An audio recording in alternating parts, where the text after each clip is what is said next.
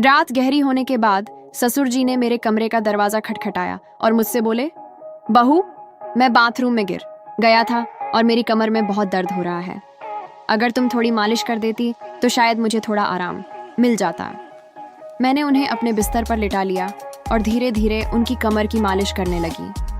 पर इसके बाद जो हुआ उसकी आप कल्पना भी नहीं कर सकते, क्योंकि इसके बाद मेरी पूरी जिंदगी बिखर गई थी। हेलो दोस्तों, आज की इस अनोखी कहानी में आप सभी का स्वागत है। मेरी शादी के 5 महीने बाद ही मेरे पति का देहांत हो गया था और मेरी जिंदगी में ग्रहण लग गया था। मेरे पिताजी ने बड़ी मुश्किल से मेरी शादी करवाई थी, लेकिन 5 महीने के अंदर ही मैं फिर से अपने मायके वापस आ गई थी। मेरे मायके में मेरी माँ नहीं थी।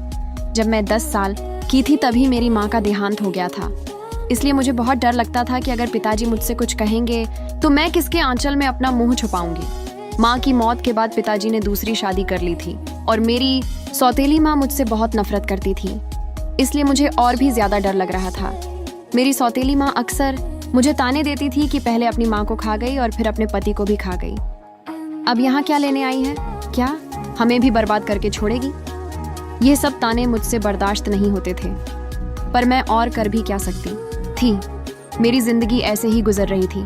फिर अचानक एक दिन मेरे ससुर जी हमारे घर आए और उन्होंने मेरे पिताजी से कहा कि वह मुझे फिर से अपने घर ले जाना चाहते हैं। मेरी सौतेली माँ ने तुरंत ही हाँ कर दिया, लेकिन मेरे पिताजी ने कहा, अब आपका बेटा इस दुनिया में नहीं है, तो आप मेरी बेटी को क्यों ले जाना चाहते हैं? इस पर मेरी सौतेली माँ ने मेरे पिताजी से बहस करना शुरू कर दी और कहा, इसमें इतना सोचने की क्या बात है? वह अगर कह रहे हैं कि वह प्रिया को ले जाना चाहते हैं तो उन्हें ले जाने दीजिए ना। आपको इतनी तकलीफ क्यों हो रही है? और वैसे भी प्रिया उनके घर की बहू है। उनके बेटे की मौत हो गई है तो क्या हुआ, वह अपने ससुराल तो जा ही सकती है ना।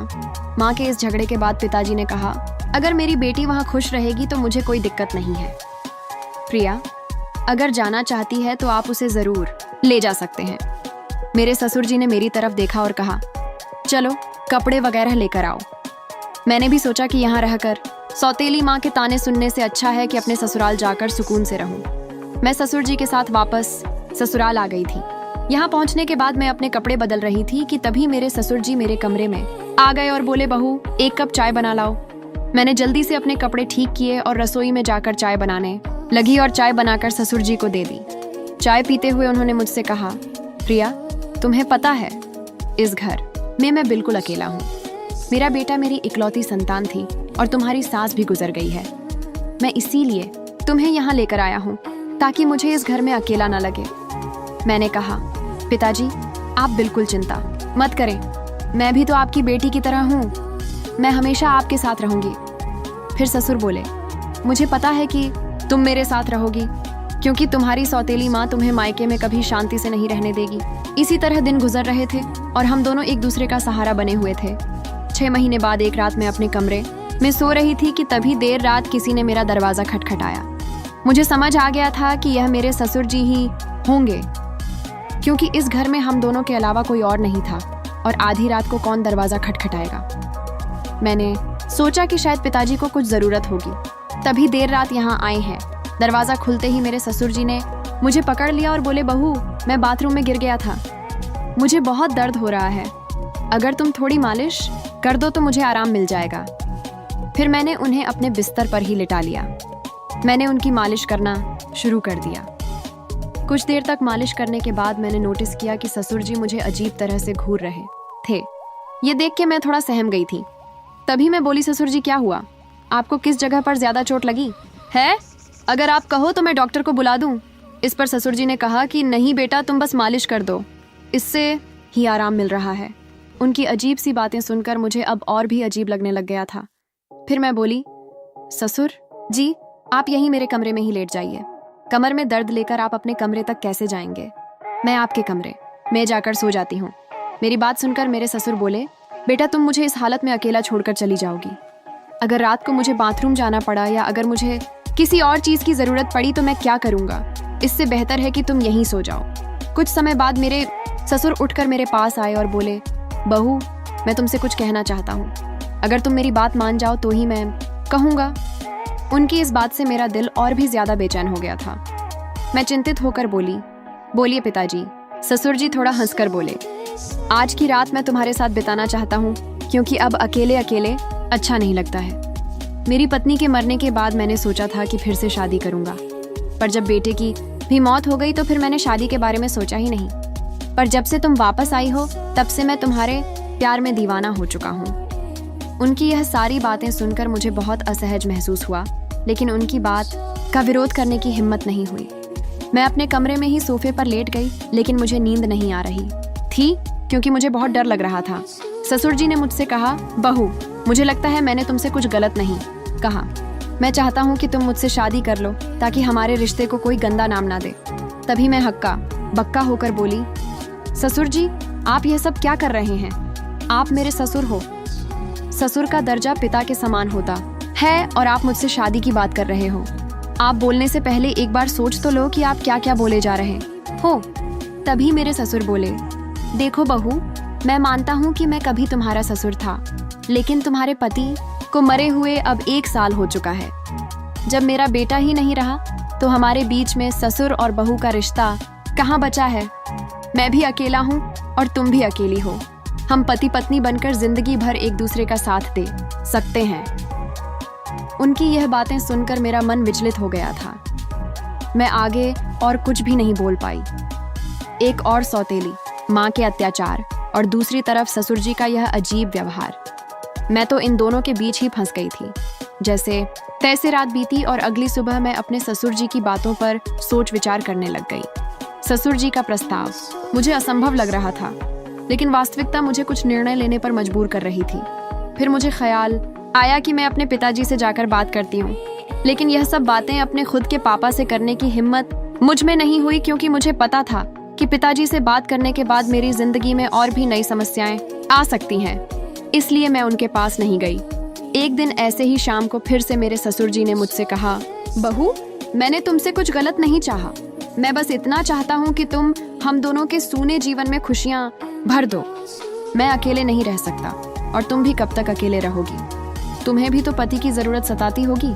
ससुर जी के मुंह से फिर से यह सब बातें सुनकर मैं तो अंदर से कांपने लगी थी और आगे कुछ बोल ही नहीं पाई। समय धीरे धीरे बीतता चला जा रहा था और ऐसे ही धीरे धीरे मेरे और ससुर जी के बीच एक अजीब सा संबंध बनता चला जा रहा था। पति की मौत के बाद मैंने सोचा था कि अब मैं इस दुनिया में बिल्कुल अकेली हो गई हूँ, लेकिन मेरे ससुर जी ने मेरे प्रति जो भावनाएं जाहिर की थीं, उन्होंने मेरे जीवन को एक नई दिशा में मोड़ दिया। उनके शब्दों ने मुझे भीतर तक झकझोर कर रख दिया था। जब भी मैं सोने जाती थी तो उनकी कही हुई बातें मुझे परेशान करती थीं। वह कहते थे कि मेरे साथ रहने से उन्हें अपने अकेलेपन का एहसास नहीं होता और वह चाहते थे कि हम दोनों एक नई जिंदगी की शुरुआत करें। उस रात की बातचीत के बाद मैंने खुद को बहुत असमंजस में पाया। मेरे मन में कई सवाल उठ रहे थे कि क्या यह करना सही होगा? क्या यह समाज के नियमों के खिलाफ नहीं जाएगा? लोग क्या कहेंगे कि पति के मरने के बाद अपने ही ससुर से शादी कर ली? लेकिन कहीं ना कहीं मेरे दिल में यह बात भी थी कि शायद सच में मेरे ससुर अकेलेपन से जूझ रहे हैं। मैंने बहुत सोच विचार के बाद उनसे बात करने का फैसला किया। एक रात मैंने ससुर जी के दरवाजे की कुंडी खटखटाई। उन्होंने दरवाज़ा खोला और मुझे देखकर थोड़ा हैरान हुए। मैं उनके कमरे में गई और बोली, ससुर जी, मैं आपसे एक बहुत ज़रूरी बात करना चाहती हूँ। उन्होंने मुझे बैठने के लिए बोला और बड़ी गंभीरता से पूछा, क्या हुआ बहू, तुम इतनी रात गए क्यों आई हो? मैं थोड़ी हिम्मत जुटाते हुए बोली, ससुर जी, मैंने आपके प्रस्ताव के बारे में बहुत सोचा है। मैं समझती हूँ कि आप अकेलेपन से जूझ रहे हैं और एक साथी की ज़रूरत महसूस कर रहे हैं, लेकिन इस रिश्ते के लिए मेरी एक शर्त है कि हमारे बीच हमेशा प्यार और सम्मान का रिश्ता रहेगा। आप मुझे बेटी की तरह सम्मान देंगे और मैं आपको पिता की तरह आदर दूंगी। क्या आपको मेरी शर्त मंजूर है? उन्होंने मेरी बात को ध्यान से सुना और फिर कहा, मुझे तुम्हारी शर्त मंजूर है। मैं इस प्यार और सम्मान को हमेशा बनाए रखूंगा। उनकी यह बात सुनकर मेरे दिल का बोझ थोड़ा हल्का हो गया था। फिर कुछ दिनों के बाद हमने एक छोटे से समारोह में शादी कर ली। ये शादी समाज की नज़र में असामान्य थी, लेकिन हमने अपनी स्थिति को स्वीकार कर लिया था। शादी के बाद के दिन मेरे लिए बेहद चुनौतीपूर्ण रहे। गांव ने लोगों ने तरह तरह की बातें करना शुरू कर दिया था।